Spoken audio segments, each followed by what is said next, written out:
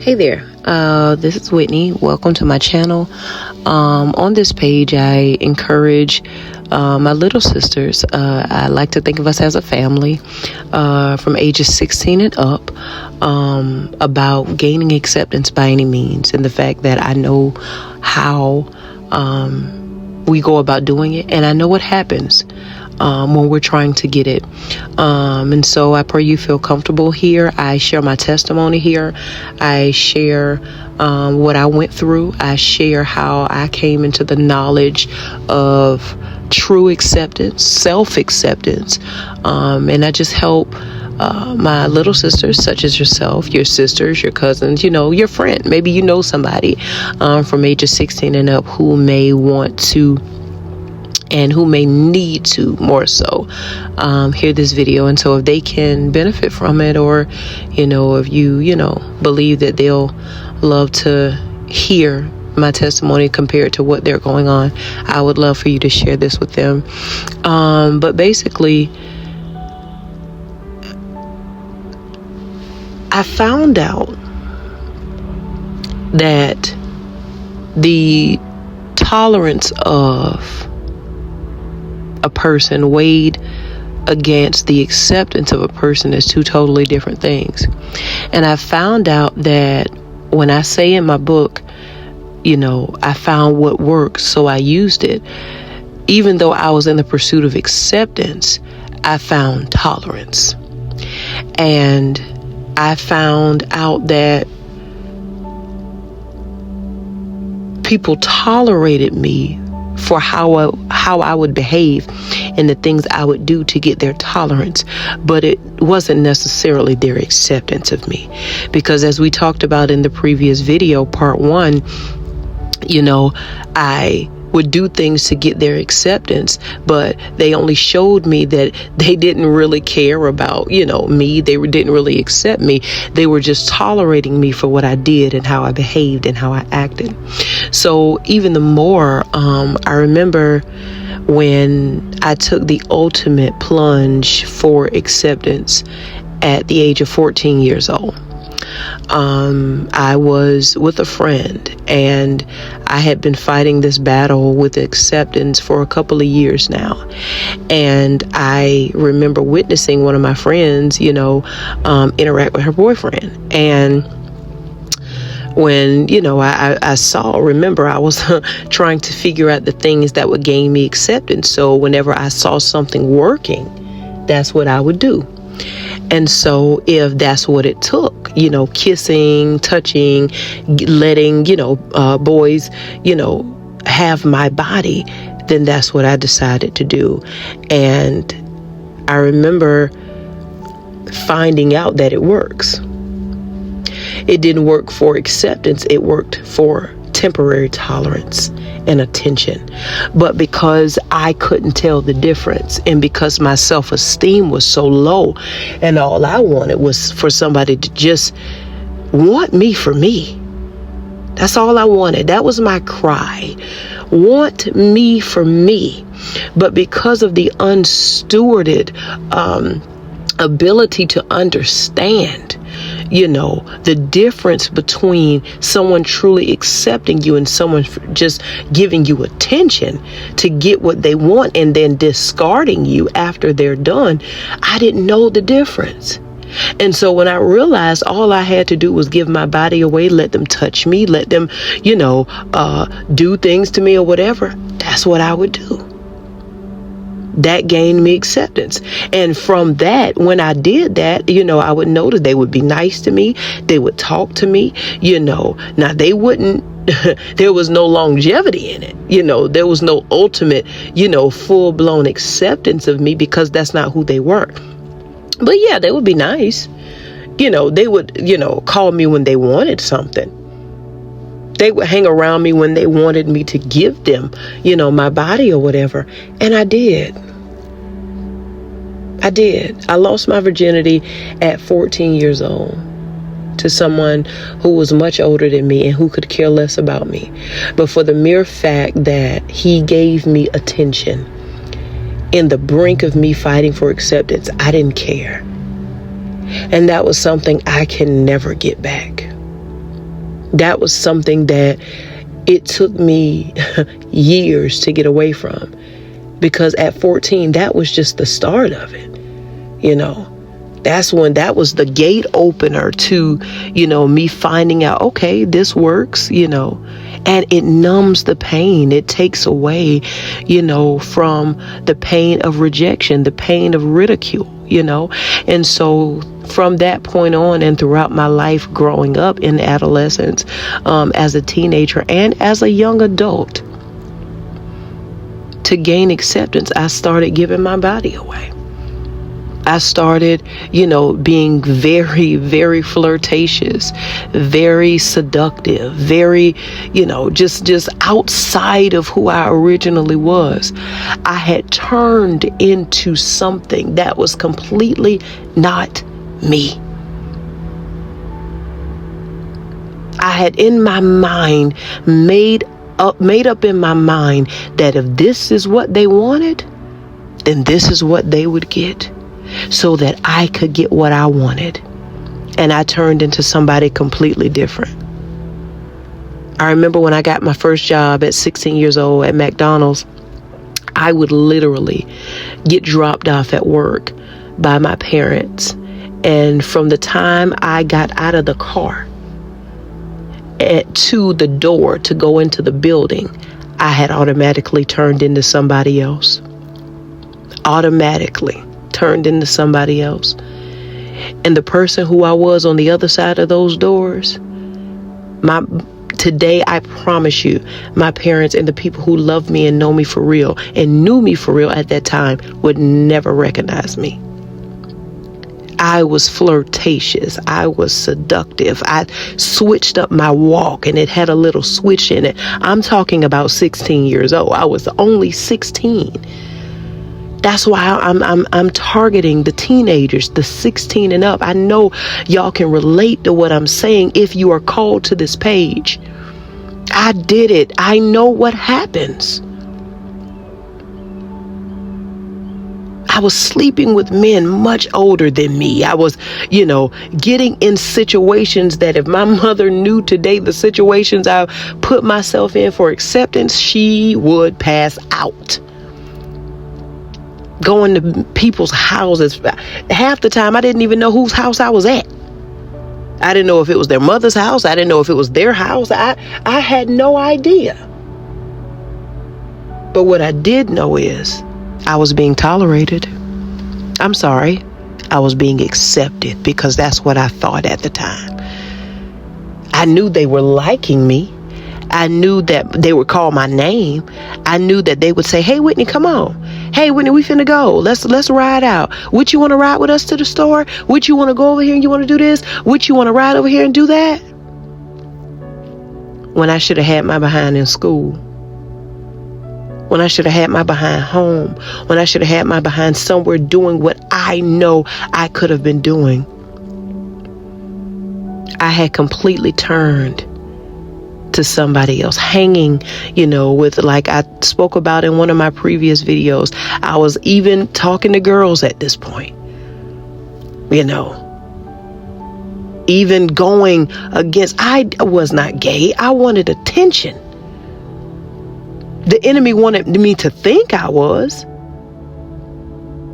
but I wasn't. I just wanted acceptance from somebody, anybody accept me, please. I don't care.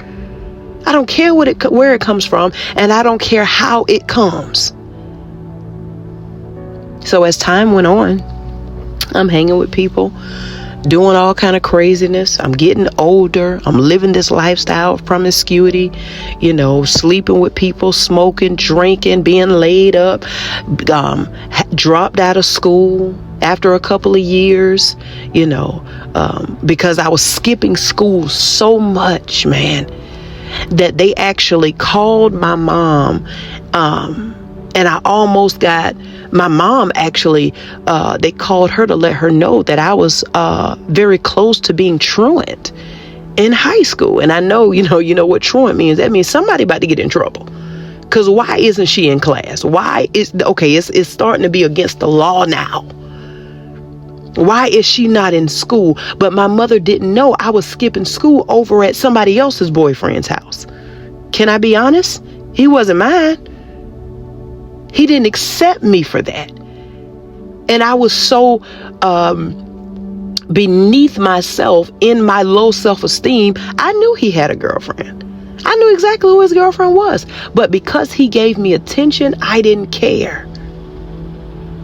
Because he tolerated me, I didn't care. Because he said my body parts look good. And can I be real with you? Can I, my butt was big and all of these different things and all of that. And dog, my walk was sexy and I carried myself so good. I'm over there at his house when I should have had my behind in school.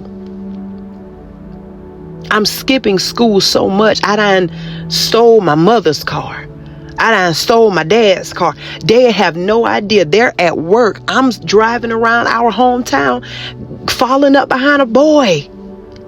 All times of night, I done stole their cars. Running up behind boys, going and laying up and having sex and all kinds of, anything could have happened to me. Anything. And they would have never known it. They wouldn't have had any idea, because all they knew was, for to their knowledge, I was in my bed. I was asleep. To their knowledge, I was at school. To their knowledge.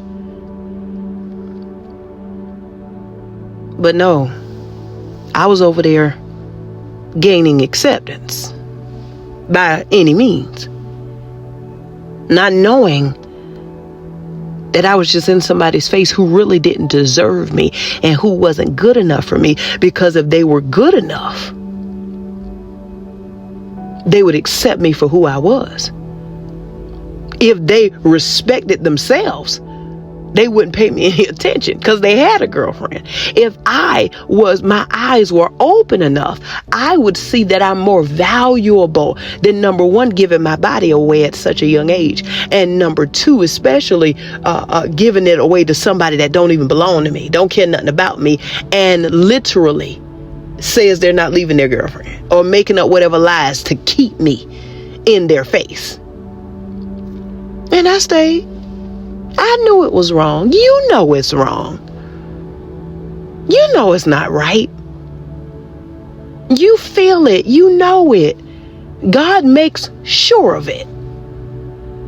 Even at your young age. But I'm here to tell you, you're better than that. You're better than that, man. You ain't gotta fight for nobody tolerating you just because they want to accept you. Go and find friends of your own. Don't get in such in a habit like I did. Don't follow behind the wrong crowds and all kind of stuff. You pray and you ask God to help you accept who you are, so you won't have to leave your originality to go after the things that other people accept. You ask God to help you accept everything about you, even when it's being denied and rejected and ridiculed by other people. Who cares? Because I promise you, just as sure as God made you who you are, He definitely made sure that there are people who will love you, who will accept you, who will embrace you, and who will definitely not want you to just give the most vital and important parts of yourself away for somebody to want you. Want yourself enough to know you're more valuable than that. See yourself. You are good enough the way you are. Don't be like me. Don't give your body away for somebody to just tolerate you while you're in their presence. And then when they want you to come back, but never in between, they give you the bare minimum. They give you the bare minimum. And I promise you, I'm not fussing. I'm just fighting for you. So I don't want you to take it as me fussing at you. I'm just fighting for you. I know that you, just like me, you have an enemy just like I did. There's a devil fighting your life, your destiny, your identity, your persona, your body in the same way he was fighting mine. And so I'm not fussing at you, but I need you to be honest. You know. You're better than that. You know. They don't deserve you. You're better than that crowd. You're better than that group. You're better than those girls. You're not better in the sense of you're better than anybody, but your behavior is better. The way you want to act is better. The way you carry yourself is better. The way you want to do life is better. The way you want to behave is better. The way you want to be a child is better. Listening to your parents is not lame. It will save your life. Being where you're supposed to be will save your life. Doing what you're supposed to do will save your life. And I'm not even talking about death in a sense. It can happen. But I'm talking about you getting so far away from your true identity that it takes you years to get back. Don't do that.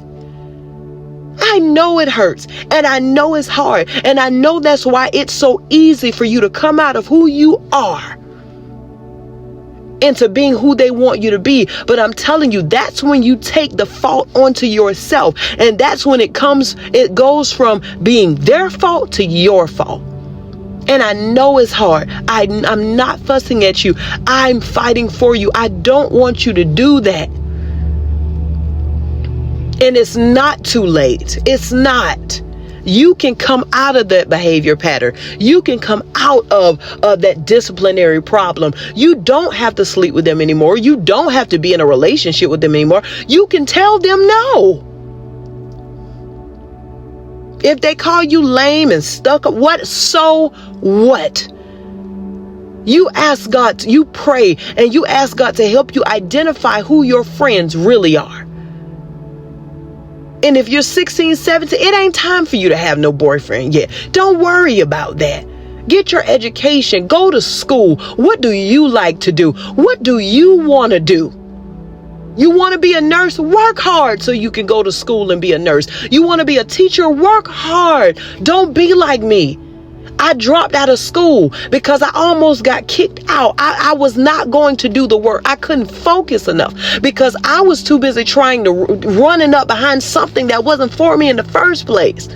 Instead of asking God to reveal to me who's for me, help me identify who's for me, but most importantly, help me to identify who I really am. Because when I be who I really am, the people who are for me will come around me. Help me, God. Talk to your parents, talk to your mom, talk to your auntie, your big sister. I'm one of your big sisters. If you want to talk to me, put it in the comments. Email me. Get your parents' permission. I have no problem with that. I'll email you back. But what I don't want you to think is you don't have anybody to talk to. Yes, you do. And that's what this page is about. That's what this platform is for. You are not by yourself. And I don't care if it takes the last breath in my body, you will know that you are worth it and that you are better than that. You are loved and you are good enough. All right? So I love you. I'm praying for you. Listen, I'm rooting for you. Be honest. Be honest with somebody. Find somebody that genuinely loves you. I know it's hard. I know it's embarrassing. I know you really don't want to, but I would rather you have a moment of being uncomfortable with having a true conversation. I didn't do that.